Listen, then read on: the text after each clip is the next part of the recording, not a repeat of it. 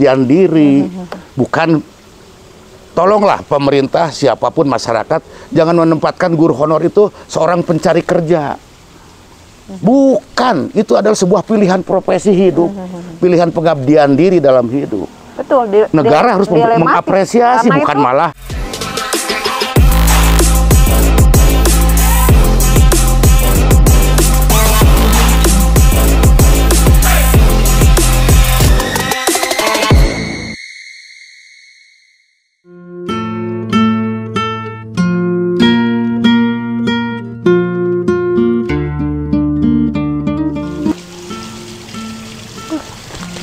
Laba-laba ya. Oh, dia membuat sarang sini.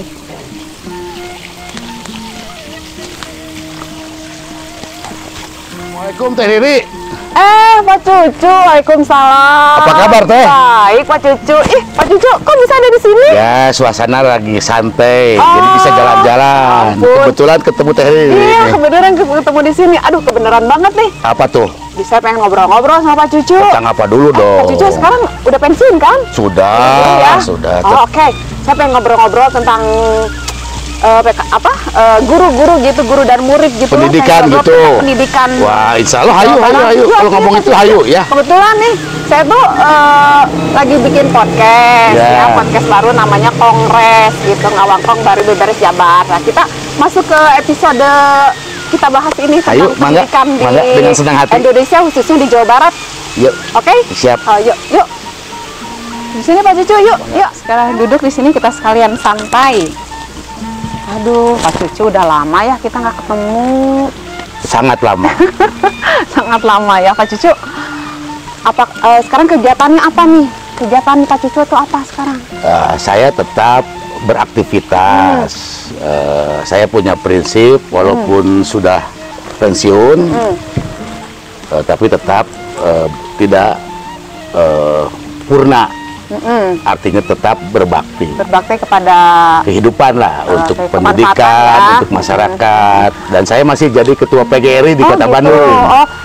Pensiunnya kapan Pak Cucu? Tahun berapa ya? Tahun 2022. Oh, baru kemarin dong, ya, tahun yang lalu ya?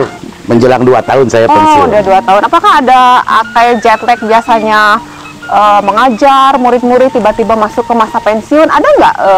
Kadang-kadang kan orang kalau sudah berbiasa di rutinitas tiba-tiba enggak gitu. Ada semacam kayak begitu? Secara alamiah ada itu, ya, tapi saya kelola itu dan tetap saya merasa masih dibutuhkan dalam kehidupan, dan sekarang masih jadi ketua PGRI. Masih aktif ya di ketua dan ngurus PGRI. Guru, membina guru itu bukan pekerjaan yang mudah. Betul. Jadi masih ada aktivitas untuk aktualisasi saya. Iya. Tapi Pak Cucu, saya dengar-dengar nih Pak Cucu katanya nyalon ya? Nyalon apa dulu tuh? Nyalon anggota legislatif. Karena gini, ketika saya jalan-jalan kok saya lihat ada baliho Pak Cucu. Saya bilang nih kayak Pak Cucu nih, kayak Pak Cucu nih Pak Cucu. Iya ya Pak Cucu. Ya. Saya mendapat kepercayaan dari teman-teman guru karena saya ketua PGRI untuk didorong untuk ada keterwakilan ya dari komponen guru ya, dari komponen pendidikan untuk berada di legislatif. Dari partai apa Pak? Saya mendapat kepercayaan dari Partai Golongan Karya. Oh, dari Golkar. Dapil berapa Pak itu Pak? Saya mendapat kepercayaan di Dapil 13 di Kabupaten Kuningan, Ciamis, Kota Banjar, dan Kabupaten Pangandaran untuk DPRD Provinsi Jawa Barat. Oke ya. Kenapa Pak Cucu pengen nyalek? Tentunya saya sangat lama menjadi guru dan ada dinamika, ada keluh kesah, dan ujung-ujungnya kebijakan pendidikan itu harus holistik ya, tidak hanya bagaimana guru menyampaikan aspirasi, tetapi juga harus melalui sebuah kebijakan politik ya. Dan kebijakan politik itu adanya di legislatif. Sebab saya menyadari bahwa kalau hanya melalui organisasi profesi, itu ibarat kita hanya jalan-jalan di luar pagar. Nah, maka teman-teman mengamanatkan saya untuk berada di dapur kebijakan melalui legislatif. Sehingga nanti ada koneksi lah untuk kepentingan. Sebab pendidikan itu layanan dasar. Ya, betul. Berarti layanan dasar ini harus menjadi hal yang utama kita bernegara ya. Sebab sesuai dengan tujuan Undang-Undang Dasar 45 ya. Mencerdaskan kehidupan bangsa. Maka keterwakilan komponen pendidikan harus berada di legislatif agar lebih efektif lah. Betul. Nah, menurut Pak Cucu, pendidikan itu apakah sudah bisa diakses sama semua orang? Nah ini dia, tentu kita merdeka tahun 45 ya. Dan itu menjadi tujuan mulia kita berbangsa. Berkat rahmat Allah yang Maha Kuasa serta didorong oleh keinginan luhur. Nah, salah satu keinginan luhur itu adalah mencerdaskan kehidupan bangsa. Tentu hari ini sudah banyak hal yang dirasakan oleh masyarakat. Positif ya. Tapi harus terus kita perjuangkan. Nah, salah satu persoalan hari ini adalah bagaimana masyarakat mendapatkan layanan dasar pendidikan itu. Persoalannya adalah layanan dasar pendidikan itu SD. Layanan dasar itu adalah mulai dari jenjang SD, SMP sampai SMA. Wajib itu ya? Wajib. Itu dasar. Jadi SD, SMP, SMA itu adalah layanan dasar yang wajib. Setiap warga negara harus. Dan negara harus hadir. Dan negara harus memberikan itu. Ya, memastikan bahwa warga negara harus mendapat layanan pendidikan itu. Kondisi kita hari ini adalah akses, artinya kesempatan publik untuk mendapat layanan itu. Dan ini harus diperjuangkan terus. Nah, perjuangannya ini tentu menjadi tanggung jawab bersama. Komponen masyarakat juga ikut bertanggung jawab, mendirikan sekolah-sekolah swasta. Tetapi jangan sampai malah yang menjadi kewajiban utama ini pemerintah terabaikan. Nah, kita lihat sekarang masih banyak, apalagi dengan kebijakan zonasi. Nah, itu zonasi tuh, bagaimana itu? Jadi masyarakat banyak yang tempat tinggalnya itu di daerah-daerah blank spot, jauh akses pendidikan ke sana sinilah begitu. Maka bagaimana negara hadir mendirikan sekolah untuk mendapat layanan itu, hadir mendekatkan diri kepada masyarakat untuk memberikan layanan. Zonasi itu sekarang tuh saya lagi rame tuh di medsos yang rumahnya dekat, kok nggak masuk SMP atau SMA yang dekat tuh, gimana tuh bisa kayak begitu tuh? Menurut Bapak tuh yang sudah lama berkecimpung di dunia pendidikan, apakah sistem zonasi itu memang bagus gitu? Semangat, saya ingin menyampaikan bahwa semangatnya adalah bagaimana institusi pendidikan itu jangan menera gading, dalam pengertian dia tercerabut menjauhkan diri dari masyarakat. Maka melalui kebijakan zonasi sebetulnya itu negara hadir untuk memberikan layanan kepada masyarakat. Memberi kemudahan. Cuman memang kebijakan ini lahir setelah sekolah-sekolah berdiri. Jadi ada posisi-posisi sekolah yang memang belum dibangun. Nah, menarik itu. Gitu. Nah, maka tugas pemerintah dan harus didorong oleh kebijakan anggaran melalui legislatif ya. Sebab fungsi legislatif itu kan aspirasi, budgeting dan pengawasan. Jadi harus aspirasi rakyat butuh pendidikan dan butuh layanan ini harus dieksekusi melalui kebijakan anggaran melalui legislatif. Nah, seperti yang Pak Cucu bilang bahwa sistem zonasi itu diberlakukan ketika sekolah-sekolah sudah mulai berdiri, ya Pak ya, sudah berdiri. Nah, kadang kan gini Pak, kalau orang tua tuh pengennya di SMP favorit, di SMA favorit, misalnya SMA favorit tuh 5, 3 gitu, sementara dia rumahnya jauh. Itu gimana kok kalau begitu? Itu nggak memungkinkan ya untuk masuk ya? Dalam cara pandang itu, saya secara pribadi tidak menyalahkan cara pandang masyarakat, karena cara pandang masyarakat muncul eksklusif, muncul stigma sekolah favorit, itu adalah juga akibat dari kebijakan pemerintah, di mana sistem seleksi masuk ke sebuah sekolah itu berdasarkan hasil ujian nasional. Maka siswa-siswa yang hasil ujian nasionalnya pada kumpul di sekolah-sekolah tertentu. Jadi tidak merata gitu ya mungkin. Nah, sekarang justru semangatnya dengan zonasi itu adalah membubarkan atau menghapuskan stigma sekolah favorit. Nah, cuman untuk persepsi masyarakat memberikan label sekolah favorit ini menjadi tanggung jawab kita semua lah, untuk mengedukasi masyarakat. Kasihan anak-anak kita dengan stigma itu, apalagi di kota-kota besar. Anak sampai harus macet lama, di jalan-jalan kredit. Nah, bagaimana justru sekolah bisa bersekolah di yang lebih dekat.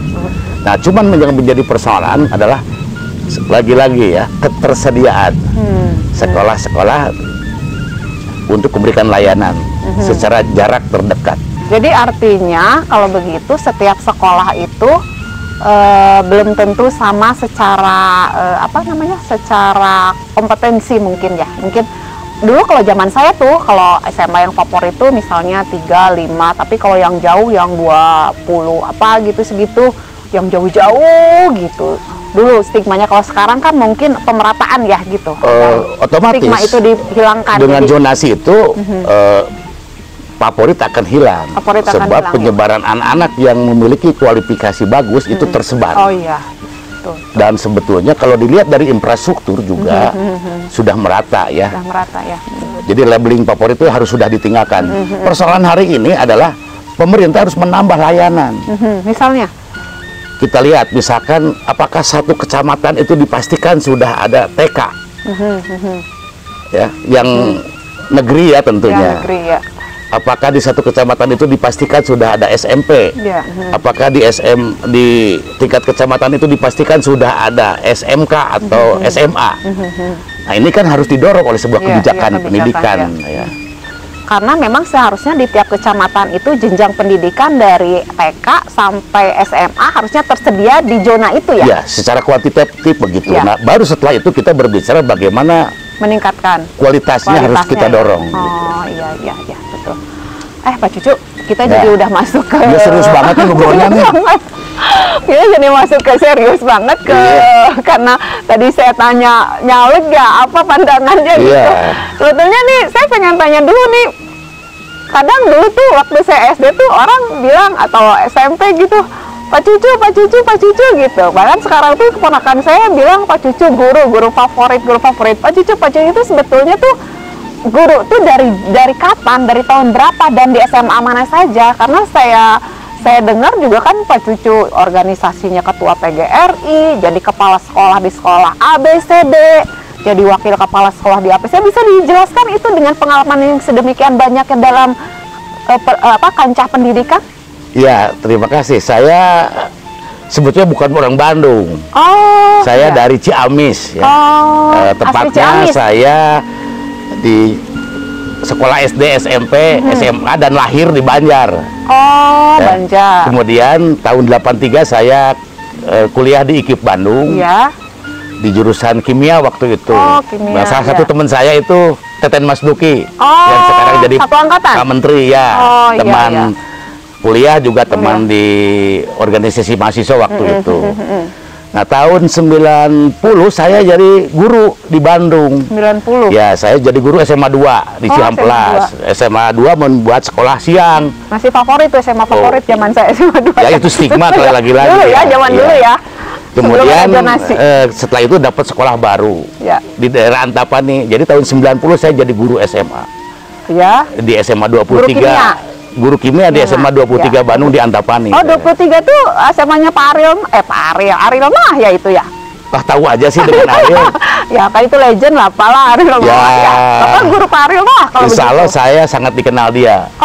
Sebab Ariel itu anak berbakat, anak yang humble, cakep lagi. Sudah kelihatan dari zaman dulu dia berbakat musik.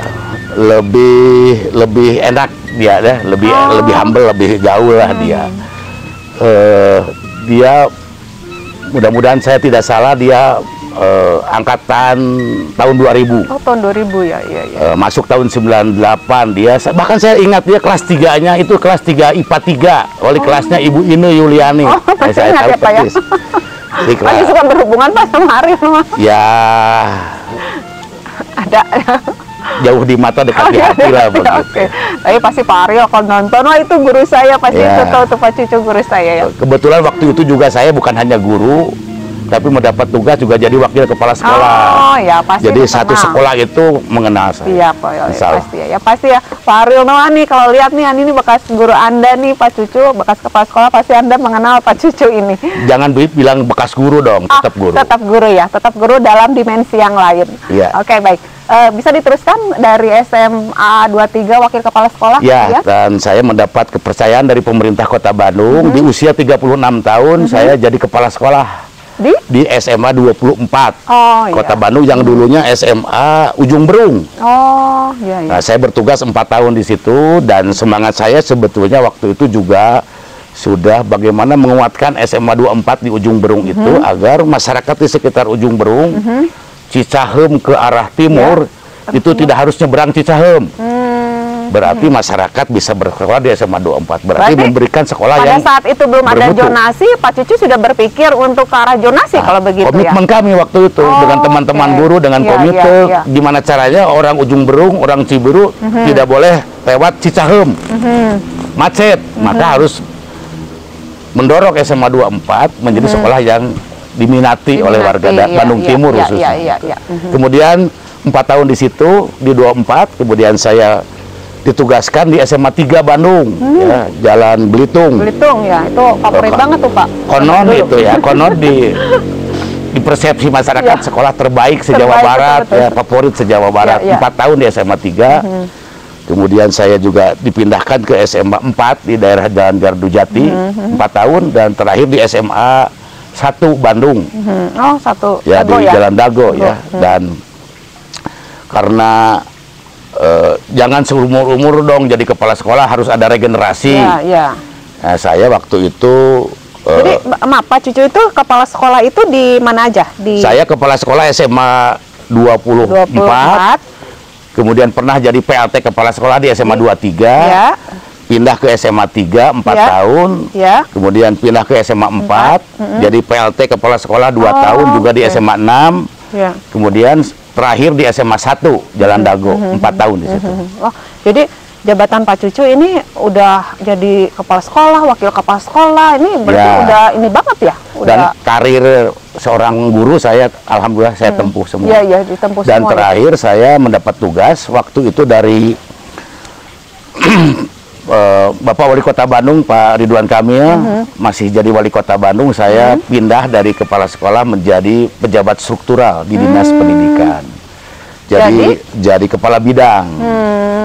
Nah, setelah itu saya juga berkembang karir menjadi sekretaris Dinas Pendidikan Kota Bandung. wah. Pensiun terakhir jadi sekretaris Dinas Pendidikan di Kota Bandung. Jadi Pak Cucu selain selain langsung ke kalau kepala sekolah itu bukan jadi implementasi ya, kemudian ke jabatan struktural ya.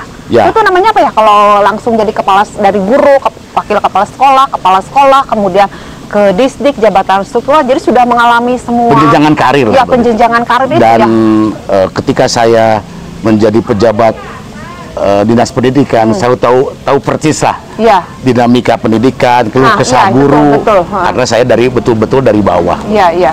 Jadi untuk memberikan kebijakan itu semakin merasakan ya, karena Ya. pernah Bukan hanya pengetahuan tentang pengelolaan pendidikan, Ya. tapi juga merasakan Iya, tentang merasakan. Karena bagaimana. kadang-kadang gini, kalau orang tuh langsung jabatan struktural, jadi kepala dinas apa-apa, padahal dia bukan dari pendidikan, bukan dari guru, itu agak kurang berempati mungkin Ya, meskipun sebaiknya secara- begitu. Sebaiknya Ya. minimal hal-hal yang menyangkut urusan wajib, misalkan dinas pendidikan, Ya. dinas kesehatan ya harus. ya harus Kalau dinas pendidikan sebaiknya yang berlatar belakang guru. Ya. Kalau dinas kesehatan sebaiknya ya berlatar belakang seorang dokter, Ya, gitu, ya, agar bisa lebih merasakan. Ya, betul, lebih merasakan. Nah, Pak Cucu, dari Pak Cucu sudah pengalaman sekian banyak dalam di sekolah 24, 23, 4, 3, 6, 1.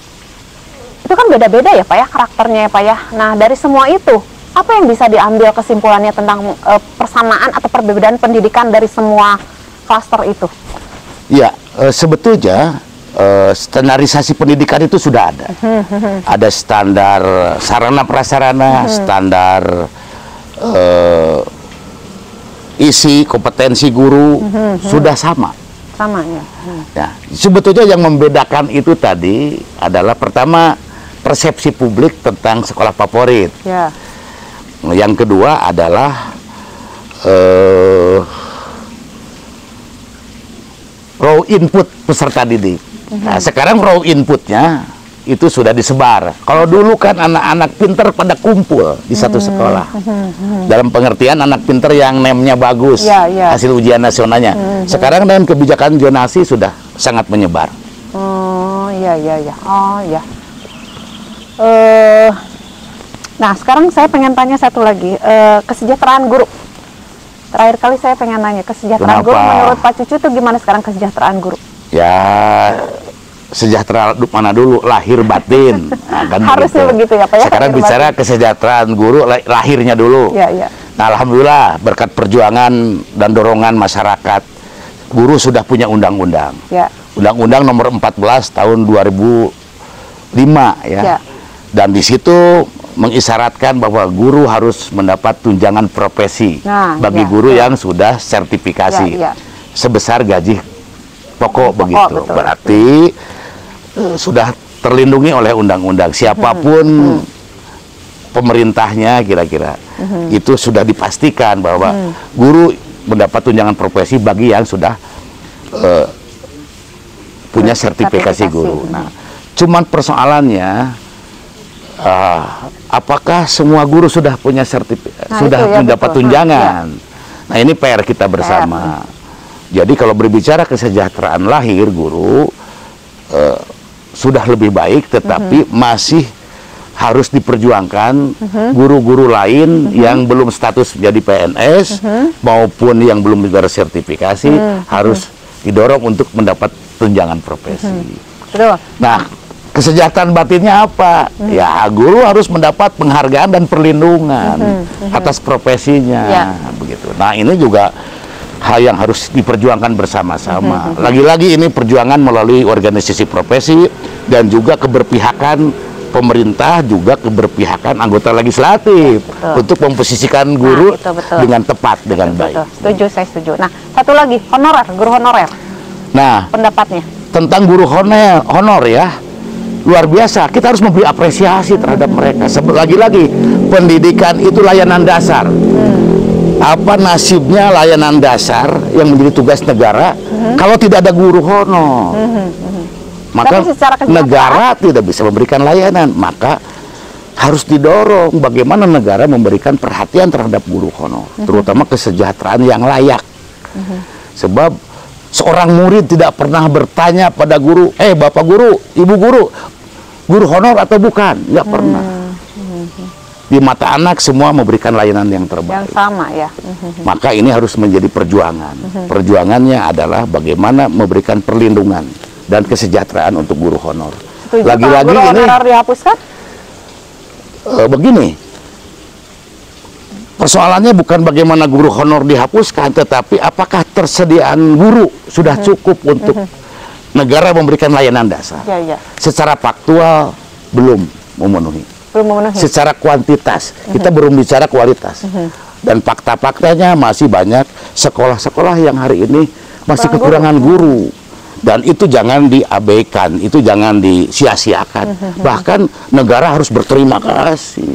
Betul. Mereka semacam sukuan lah. Ujung tombak ya. Pilihan hidupnya menjadi seorang guru honor. Di pedalaman dengan gaji yang kecil ya Pak ya, itu kan bentuk pilihan pengabdian diri. Bukan. Tolonglah pemerintah, siapapun masyarakat, jangan menempatkan guru honor itu seorang pencari kerja. Bukan, itu adalah sebuah pilihan profesi hidup, pilihan pengabdian diri dalam hidup.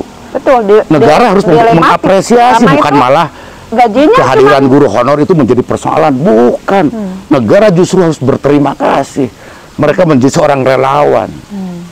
Dengan gaji yang sangat terbatas. 300.000 Maka ini harus menjadi kewajiban pemerintah pusat, pemerintah provinsi maupun pemerintah kabupaten kota agar memposisikan guru honor itu lebih terhormat ya, dan lebih sejahtera. Dan ini harus diperjuangkan sama-sama. Setuju sekali Pak Cucu. Semoga stigma guru tetap, guru honorer itu sama ya, semoga ya. Di mata anak itu sama. Di mata anak sama. Yang membedakan itu justru di persepsi pemerintah. Nah, persepsi pemerintah. Semoga itu kalaupun tidak sama, tidak kesenjangannya tidak terlalu secara kesejahteraan tidak terlalu gapnya terlalu tinggi lah. Iyalah, itu menjadi perjuangan semua. Iya, semoga Pak Cucu juga bisa. Sebab maaf Teh Riri ya, di peradaban manapun di dunia ini, kita melihat di Eropa, di Asia, di Jepang, di Korea, selalu menempatkan guru itu pada posisi terhormat. Betul, saya setuju. Dan bermartabat. Setuju, setuju, setuju. Apa nasib bangsa ini Kalau tidak ada guru, kalau ya? pemerintah tidak memberikan dan memposisikan guru terhormat? Siapa yang mengedukasi masyarakat? Siapa yang menerangi masyarakat? Bapak Ibu guru. Dan saya meyakini bahwa ini adalah perintah undang-undang, bahkan Undang-Undang Dasar 45. Ya. Dan kita harus mengakui bahwa pendidikan itu ada pendidikan formal, pendidikan non formal, informal. Maka ini harus bersinergis. Ya, ya. Saya kira bangsa ini akan lebih baik ketika pemerintah punya aware terhadap pendidikan. Ya, setuju saya. Pendidikan adalah modal dasar ya untuk kemajuan bangsa dan negara gitu. Karena di tangan guru-guru lah untuk menentukan bangsa itu bisa maju apa tidak ya Pak ya. Dipastikan itu. Ya, ya, ya. Duh, Pak Cucu makin seru nih ngobrolnya. Siap. Gitu. Oke. Wah, saya terlalu bersemangat ya. Ya, bagus sekali Pak. Tuh saya setuju banget dengan stigma guru tetap dan honorer dengan kesenjangan yang berbeda itu saya sangat setuju. Ya. Nah, sekarang Pak Cucu kita closing, ada yang pengen disampaikan untuk ke masyarakat Ya, tentang apapun gitu untuk kemajuan Jawa Barat. kemajuan Jawa Barat, kemajuan kabupaten atau kota di Jawa Barat ini harus berangkat dari bagaimana perhatian dan keseriusan pemerintah memperjuangkan pendidikan, bahkan bagaimana sesuai dengan perintah undang-undang sistem pendidikan nasional bahwa alokasi pendidikan itu harus 20%. 20% ya. Dan ini harus menjadi goodwill di setiap pemerintah daerah, juga para anggota legislatif. Nah, betul. Setuju saya. Mengutamakan kepentingan, sebab pendidikan itu adalah layanan dasar, layanan wajib. Punten ya, simkuring mah orang Sunda, orang Jawa Barat. Di Jawa Barat mah upami bertegur sapa Teh Riri, kumaha damang. Berarti harus sehat dulu. Berarti kesehatan layanan dasar. Ya. Yang kedua, putra sabaraha hiji, sarakola di mana? Berarti pendidikan itu adalah urusan dasar. Ya, ya. Saya kira ini yang harus dipentingkan dan diutamakan dan kita perjuangkan sama-sama. Ya, ya, ya, semoga ya Pak Cucu. Amin, amin. Kalau Pak Cucu terpilih menjadi calon dari calon legislatif ke legislatif di Jawa Barat, semoga ini bisa diperjuangkan masalah kesejahteraan guru. Karena menurut saya guru itu titik nadir ya, titik nadir. Kalau gurunya tidak sejahtera, bagaimana dia bisa mengajar untuk murid-muridnya gitu? Ya tentu tidak hanya bagaimana guru sejahtera ya, tetapi juga bagaimana masyarakat juga mendapat layanan dan kesempatan pendidikan. Nah itu betul ya. Ya, jadi bukan hanya bagaimana sepihak mensejahterakan guru, tapi justru bagaimana yang utamanya adalah masyarakat mendapat kesempatan pendidikan sesuai dengan perintah Undang-Undang Dasar 45. Ya, ya. Ya, setuju saya. Nuhun teh ya, biasa ngobrol ka ditu ka dieu. Mohon terima kasih atas masukan-masukannya ya. Semoga bisa menjadi masukan atau inspirasi atau buat masyarakat khususnya Jawa Barat, khususnya Dapil Pak Cucu gitu. Terima kasih. Assalamualaikum warahmatullahi wabarakatuh. Ya, nuhun teh ya. Ya, kasih.